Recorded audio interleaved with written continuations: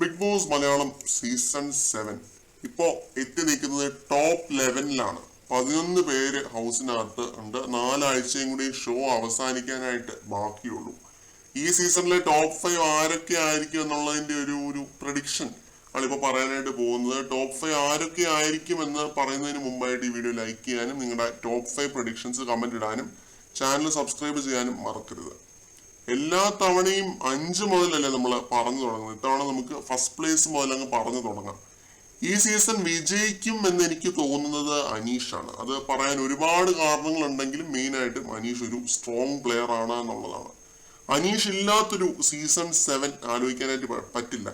പുട്ടിന്റെ വേൾഡിൽ പീരയില്ലെന്ന് പറയുന്ന പോലെയാണ്. അത്രയധികം ഈ സീസണിൽ ഇമ്പാക്ട് ഉണ്ടാക്കിയ ഒരു കണ്ടസ്റ്റന്റ് ആണ്. അനീഷിനേക്കാൾ ഈ സീസൺ വിജയിക്കാൻ ഡിസേർവിംഗ് ആയിട്ടുള്ള ആരെങ്കിലും ഉണ്ടെന്ന് തോന്നുന്നില്ല. കാരണം അത്രയും മികച്ച രീതിയിൽ കളിച്ചാണ് അനീഷ് ഈ 10ാമത്തെ ആഴ്ച വരെ എത്തി നിൽക്കുന്നത്.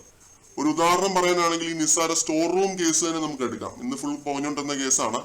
തുടക്കം മുതൽ അനീഷ് ചെയ്തു വരുന്ന ഒരു കാര്യമാണത്. ആരും തിരിഞ്ഞു പോലും നോക്കാതിരുന്ന സ്റ്റോർ റൂമിൽ പോകുന്നു എന്നൊരു കാര്യം ആദ്യം ചൂണ്ടിക്കാണിച്ചത് ലാലേട്ടനാണ്.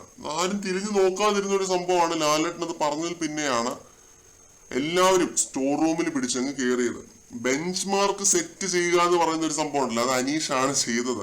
സ്റ്റോർ റൂമിൽ അനീഷാണല്ലോ എല്ലാ തവണയും പോകുന്നത് എന്ന് ലാലേട്ടനെ കൊണ്ട് പറയിപ്പിച്ചിട്ടുണ്ട് എന്നുണ്ടെങ്കിൽ അത് അനീഷിന്റെ മിടുക്കാണ്. സ്റ്റോർ റൂമുമായിട്ട് അനീഷിന്റെ പേര് അങ്ങനെ അസോസിയേറ്റ് ചെയ്യാൻ പറ്റിയിട്ടുണ്ട് എന്നുണ്ടെങ്കിൽ അത് അനീഷിന്റെ മിടുക്ക് തന്നെയാണ്. ഇങ്ങനെ ഒരു കൂട്ടത്തിൽ യുണീക്ക് ആയിട്ട് നിൽക്കാം, അല്ലെങ്കിൽ പ്രേക്ഷകരുടെ ശ്രദ്ധ പിടിച്ചു പറ്റാം. ഇതിനെപ്പറ്റിയൊക്കെ വ്യക്തമായ ധാരണ അനീഷിനുണ്ട്.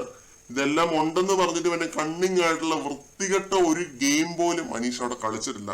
ഒരു തവണ പോലും അങ്ങനെ ഒരു ഗെയിം അനീഷിന്റെ ഭാഗത്തുനിന്ന് ഉണ്ടായിട്ടില്ല. കള്ളം പറഞ്ഞോ അല്ലെങ്കിൽ വൃത്തികേട് പറഞ്ഞോ തെറി പറഞ്ഞോ ഒന്നും അനീഷ് ഗെയിം കളിച്ചിട്ടില്ല.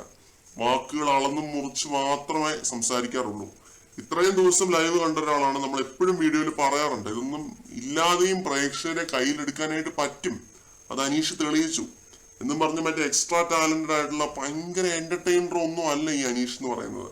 നെവിന്റെ അത്രയോ അങ്ങനെയുള്ള എന്റർടൈനർ ഒന്നും അല്ല. അവിടെയൊക്കെയാണ് അനീഷ് യുണീക്ക് ആവുന്നത്. ഒരു സുപ്രഭാതം പറയുന്നതിലൂടെയോ അല്ലെങ്കിൽ ആരെങ്കിലും തന്നെ പറ്റി കുറ്റം പറയുന്ന ആ ഒരു സമയത്ത് കൈ കൂപ്പുന്നതിലൂടെയൊക്കെ പ്രേക്ഷകർക്ക് അനീഷുമായിട്ട് കണക്ട് ചെയ്യാൻ പറ്റുന്നുണ്ടെന്നുള്ളതാണ്.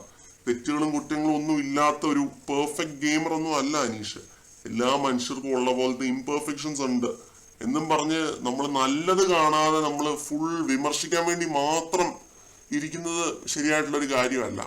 അപ്പോൾ അത് അനീഷിന്റെ കേസിൽ എനിക്ക് തോന്നുന്നുണ്ട്. അനീഷ് മിക്കവാറും ഈ സീസൺ വിജയിക്കാൻ സാധ്യതയുള്ള ഒരു കണ്ടസ്റ്റന്റ് ആണ്. 2ാം സ്ഥാനത്ത് ഞാൻ നോക്കി കാണുന്നത് അനുമോൾ.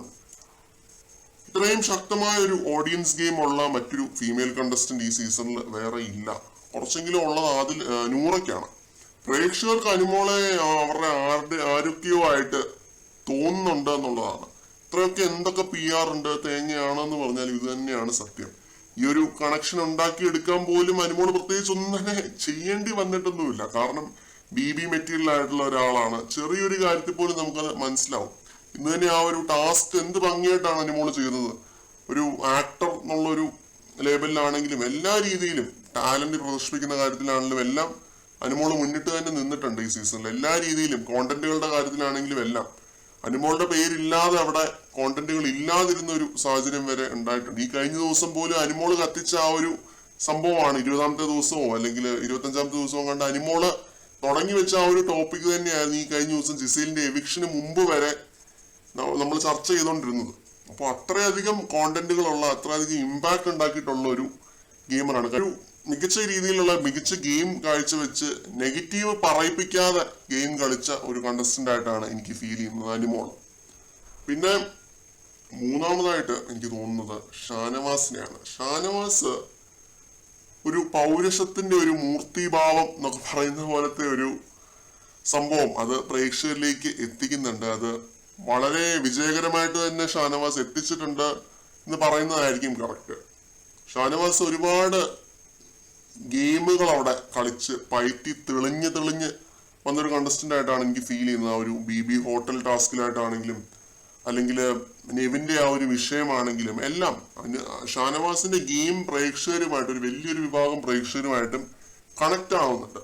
ഇത്രയധികം കള്ളങ്ങൾ പറഞ്ഞ് മാനിപ്പുലേറ്റ് ചെയ്ത് കളിച്ചൊരു വേറെ ആരും ഈ സീസണിൽ ഉണ്ടെന്ന് തോന്നുന്നില്ല. എന്നിട്ട് പോലും പ്രേക്ഷകരുമായിട്ട് കണക്ട് ആവുന്നുണ്ട് എന്നുണ്ടെങ്കിൽ അത് ഷാനവാസിന്റെ ഓഡിയൻസ് ഗെയിമിന്റെ വിജയം തന്നെയാണ്. അവർക്കിപ്പോൾ അവരുടെ ഒരു ചേട്ടനായിട്ടോ അല്ലെങ്കിൽ ആരെങ്കിലുമായിട്ടോ ഷാനവാസിനെ അസോസിയേറ്റ് ചെയ്യാൻ പറ്റുന്നുണ്ടെന്നുണ്ടെങ്കിൽ അത് ഷാനവാസിന്റെ ഒരു വിജയം തന്നെയാണ്, ഓഡിയൻസ് ഗെയിമിന്റെ വിജയം തന്നെയാണ്. നമ്മൾ എപ്പോഴും പറയാറുണ്ട്, ബിഗ് ബോസിനകത്ത് നമ്മളൊരു ഇമോഷണൽ കണക്ഷൻ ഉണ്ടാക്കി എടുക്കുക എന്നുള്ളൊരു കാര്യമാണ്. അത് ഷാനവാസ് വളരെ വിജയകരമായി തന്നെ ഉണ്ടാക്കി എടുത്തിട്ടുണ്ട്. ഇപ്പൊ ഈ അനീഷിനെയും അനുമോളുടെയും കാര്യം പറഞ്ഞ പോലെ തന്നെ ഷാനവാസിന്റെ എല്ലാ തരത്തിലുള്ള ഇമോഷൻസും നമ്മള് ഹൗസിനകത്ത് കണ്ടിട്ടുണ്ട്. ഷാനവാസ് കരയുന്നതും ചിരിക്കുന്നതും ദേഷ്യപ്പെടുന്നതും എല്ലാം നമ്മൾ കണ്ടിട്ടുണ്ട്. കുട്ടിക്കളിയാണെങ്കിൽ കുട്ടിക്കളി, വികൃതിയാണെങ്കിൽ വികൃതി, എല്ലാ രീതിയിലുള്ള കോണ്ടന്റുകളും ഷാനവാസിന്റെ ഭാഗത്തു നിന്നും ഉണ്ടായിട്ടുണ്ട്. സത്യം പറഞ്ഞാൽ അനുമോളെ ഞാൻ അങ്ങനെ ഫിക്സ്ഡ് ആയിട്ട് സെക്കൻഡ് പ്ലേസിലേക്ക് വെക്കുന്നില്ല. അനുമോള് തേർഡിലേക്ക് വരാം, ഷാനവാസ് 2ലേക്ക് പോവാം, ആ രീതിയിലാണ് നിൽക്കുന്നത്. ഇവർ രണ്ടുപേരുടെയും പദവികൾ അങ്ങനെയാണ് നിൽക്കുന്നത്. ചിലപ്പോൾ ഇവർ 3 പേരിൽ ആരെങ്കിലും ഒരാൾ ഈ സീസൺ വിജയിക്കാൻ സാധ്യതയുണ്ട്. അങ്ങനെ ഒരു പ്രത്യേകത ഈ സീസണിലുണ്ട് എന്നാണ് എനിക്ക് തോന്നുന്നത്. ഇവർ 3 പേരും മികച്ച രീതിയിൽ ഓഡിയൻസ് ഗെയിം കളിച്ച് മുന്നേറി വന്നവരാണ്. സ്റ്റെപ്പ് ബൈ സ്റ്റെപ്പ് ഗ്രാഫ് ഉയർത്തിക്കൊണ്ട് പോയ 3 പേരായിട്ടാണ് എനിക്ക് തോന്നുന്നത്. ഇവർ 3 പേരും വിജയിക്കാൻ അത്രയധികം ഡിസേർവിംഗ് ആയിട്ടുള്ള ആളുകൾ തന്നെയാണെന്ന് നമുക്ക് നിസ്സംശയം പറയാനായിട്ട് സാധിക്കും. 4ാമതും 5ാമതായിട്ടും ഞാൻ പറയാൻ പോകുന്നത് നമ്മുടെ പൂമ്പാറ്റകളെയാണ്, ആദില, നൂറ. ഈ സീസണിൽ ടോപ്പ് 5 വരാൻ ഇവരെക്കാളും ഡിസേർവിംഗ് ആയിട്ടുള്ള വേറെ ആരും ഉണ്ടെന്ന് തോന്നുന്നില്ല. അത്രയും മികച്ച 2 ഗെയിമേഴ്സ് ആണ്. ആദ്യം ആദിലയുടെ കാര്യം പറഞ്ഞു തുടങ്ങാം. ആദില റിയൽ ആയിട്ടാണ് അവിടെ നിന്നത്. ആദിലയുടെ ഒരു ഭയങ്കരമായ രീതിയിലുള്ള ഒരു ഗെയിമോ കാര്യങ്ങളോ ഒന്നും ഞാൻ കണ്ടിട്ടില്ല. ആദില വളരെ റിയൽ ആയിട്ട് വളരെ സ്വാഭാവികമായിട്ട് ചെയ്യുന്ന കാര്യങ്ങളാണ് കോണ്ടന്റുകളായിട്ട് പുറത്തേക്ക് വന്നിട്ടുള്ളത്. അനീഷുമായിട്ടുള്ള പ്രശ്നമാണെങ്കിലും അല്ലെങ്കിൽ ഷാനവാസുമായിട്ടുള്ള ബോണ്ട് ആണെങ്കിലും ഈ പറയുന്ന അനുമോളുമായിട്ടുള്ള ഒരു ഫ്രണ്ട്ഷിപ്പ് ആണെങ്കിലും എല്ലാം വളരെ സ്വാഭാവികമായിട്ടുള്ള കാര്യങ്ങളാണ്. അത് വളരെ റിയൽ ആയിട്ട് അവിടെ നിൽക്കുന്നത് കൊണ്ട് മാത്രം നമുക്ക് കോണ്ടന്റ് ആവുന്ന കാര്യങ്ങളാണ്. നൂറ കുറെ കൂടി നല്ലൊരു ഗെയിമർ ആണെന്ന് നമുക്ക് പറയാനായിട്ട് പറ്റും. ഓഡിയൻസ് ഗെയിം കുറെ കൂടി നല്ല രീതിയിൽ കളിക്കുന്നത് നൂറയാണ്. അപ്പോ ഇവർ 2 പേരും ടോപ്പ് 5 വരും എന്ന് എനിക്ക് തോന്നുന്നുണ്ട്. ഈ എന്തായാലും ടോപ്പ് 10 വരും. ഈ ആഴ്ച നോമിനേഷനിലില്ല, അതിലെ ക്യാപ്റ്റൻ ആയിരിക്കുകയാണ്. പിന്നെ നൂറ നോമിനേഷനിൽ വന്നിട്ടില്ല. അപ്പോൾ ഇവര് ടോപ്പ് 10 അങ്ങ് എൻട്രി കിട്ടിയിരിക്കുകയാണ്.